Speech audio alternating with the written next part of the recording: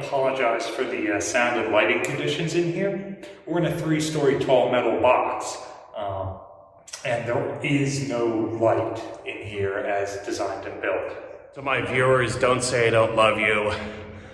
I'm currently in Battleship, New Jersey's chain locker, and you're gonna hear from the man himself, Ryan Zemansky, in 2 seconds. Ryan, can you please tell me where we're at and why I had to climb down quite a lot of ladders to get down here? Man, you're the one who dragged me here. This is the port side chain locker on Battleship, New Jersey. We're about halfway down, but we're standing on top of about 1,100 feet of anchor chain. As you can see, each link of this chain is about 120 or so pounds. And so it's not just the 15-ton anchors that are holding this 57,000-ton battleship in place. You would also play out enough chain that would lay on the seafloor and contribute to the weight that holds the battleship in place. So your back is to the bulkhead that separates the starboard side chain locker, just so the two chains don't get tangled up together.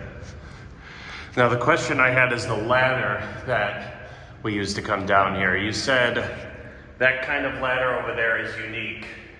Can you tell us about that, please? Yeah, I haven't seen that style of ladder anywhere else on the ship. Ladder being air quotes, it's just like those D-shaped holes cut in the bulkhead. And that makes sense. For watertight integrity purposes, the port and starboard chain lockers are all one chain locker space, just with this porous bulkhead between them. The ship is built under Washington Naval Treaty conditions. They wanted to limit her to 45,000 ton standard. So rather than installing a ladder on both sides, they were able to save that weight and then cut those relief holes in and save a little bit more weight. I'm just impressed. This might be the overstatement of the century at the size of this compartment. You really appreciate how huge the battleship is when you are in compartments like this. Yeah, the floor area is probably about the same as the submarine's mess deck, and then it's 3 or 4 stories tall. Over here you can see some of the links are painted different colors. There's some colored links every shot of chain, so if you're told to play out 5 shots, you know you can count those off. And then when you start to get to the end of it, you of course have a couple different colors, which terminates in red, and that tells you you're coming up on the end of the line. This shackle here is really just to keep the bitter end of the line from getting tangled up elsewhere. As you can see, that is nowhere near big enough to actually arrest this. If something happens and all your chain gives way, it's just going to rip that right out of the bulkhead and the whole thing will go overboard. We lost at least 1 anchor during the ship's career, and that was intentionally.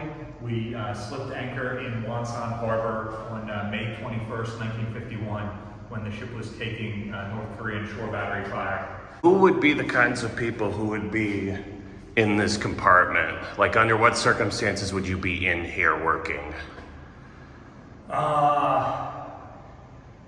When you got punished, you would be sent down here to paint.